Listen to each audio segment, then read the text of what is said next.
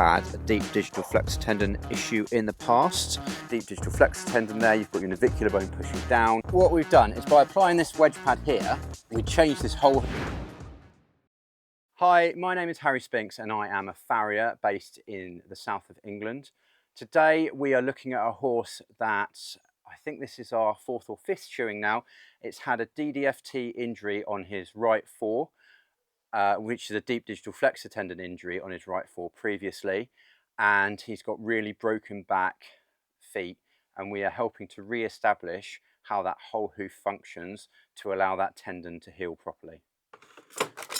So what we're doing is shoe removal to start with, and then we have a wedge pad on here with some dental impression underneath it because he has had a deep digital flexor tendon issue in the past and he's got very, very flat feet. And so what you have anatomically is a lot of pressure being put on the back half of this foot on that deep digital. So that deep digital insertion, which inserts under here. And then you've got a lot of pressure being put on the digital cushion and navicular bone and surrounding structures as well, because we have so much toe and so little heel. So with him, the aim is to just put these feet back into proportion. He doesn't grow that much heel. So I'm not going to be taking them down too much. I'm going to be taking them down enough, but not an astronomical amount, because if I take them down too much, then we're going to have a problem, because we'll have overloaded them, even though we've got a wedge pad on.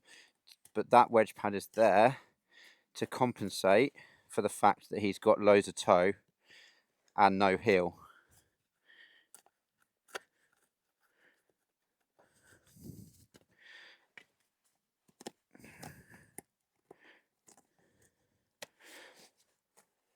So when I'm sighting down this foot, looking down the shoulder, and I can see, I don't know if you can pick that up on the camera, I can see here that this toe is higher than my heels, and although I need to take my heels down a tiny bit just to make sure that they're in the right position, if, as I said earlier, I don't want to overload them because then we'll cause problems. This shoe's going to go back on. I'm not going to change things. The toss up with these types of feet is making sure you trim enough off so that you get everything in proportion, but because they're a little bit vaulted at the toe, it's really easy to bleed them.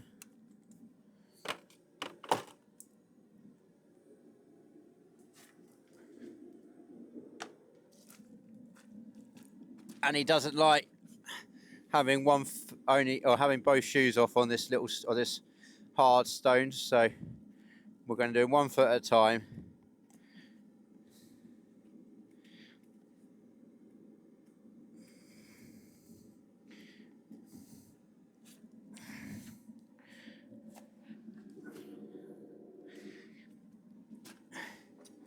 And he burate.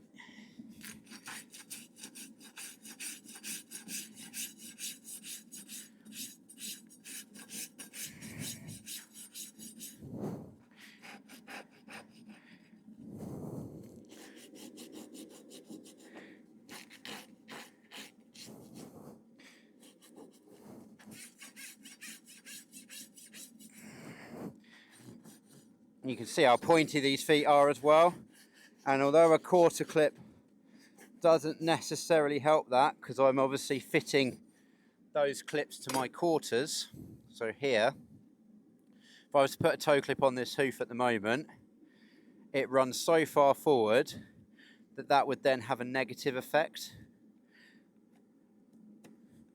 That's not to say we won't have a toe clip on him in the future.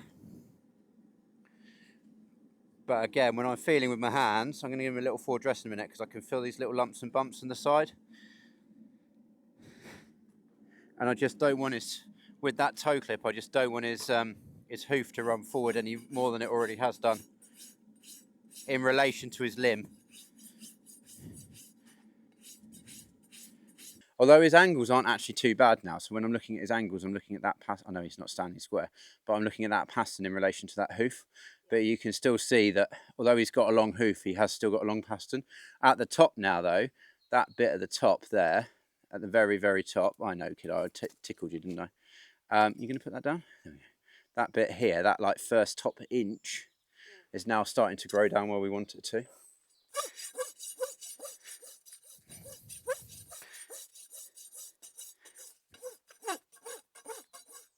There we go.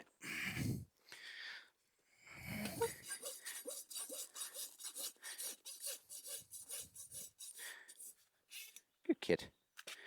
So the key with these feet is I want to put the footprint on that I want, obviously bearing in mind the anatomical nature of the feet. But if I was to fit that shoe to this foot as this foot is, it wouldn't make any progress. But by fitting it so that I give it a bit of width and support and bring that toe back a tiny bit underneath it, that foot will start making progress. Now, what you have to remember is I'm fitting with a wedge pad as well, so I need extra length and extra width on that shoe to compensate for that wedge pad, because otherwise it wouldn't do anything.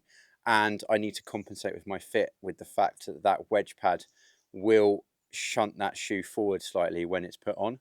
So all of these things I'm taking into account when I'm fitting my shoe. This is the wedge pad we're using. It just gives that little bit of extra height to the back of those feet, which in turn allows that foot to function properly, because at the moment it's not functioning properly.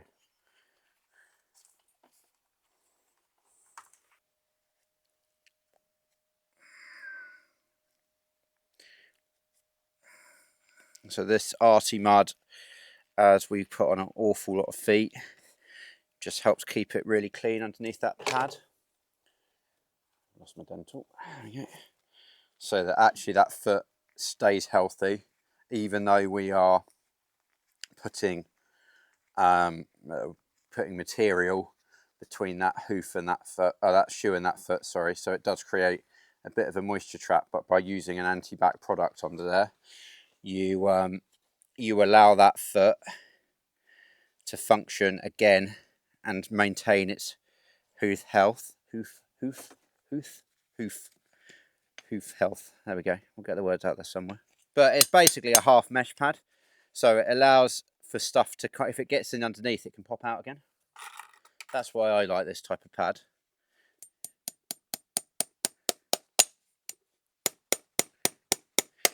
And by having the gaps in it, it just means that that material's not, when I put that on the floor in a second, that material has somewhere to come out from and it's not stuck underneath that pad. Because what you find with packing is, oh boy, if you overload the packing, you can then cause problems because you've got too much packing in there and there's too much pressure.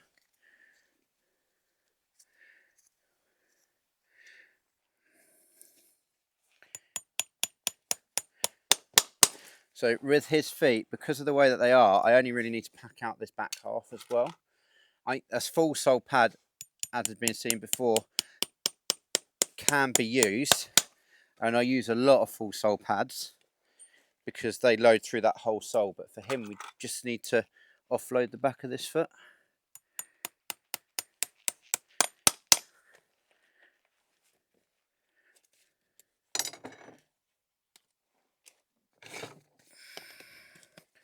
And we'll tidy this whole thing up in a minute.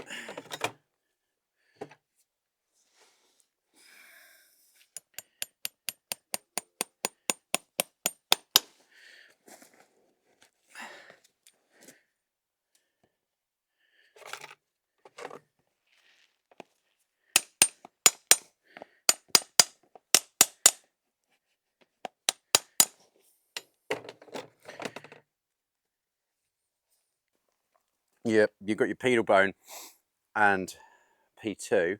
You've got your navicular bone, which is between the two. And then the navicular bone acts as a fulcrum point for your deep distal flexor tendon that runs over the top of it and then inserts into the tendinous surface at the bottom of P3.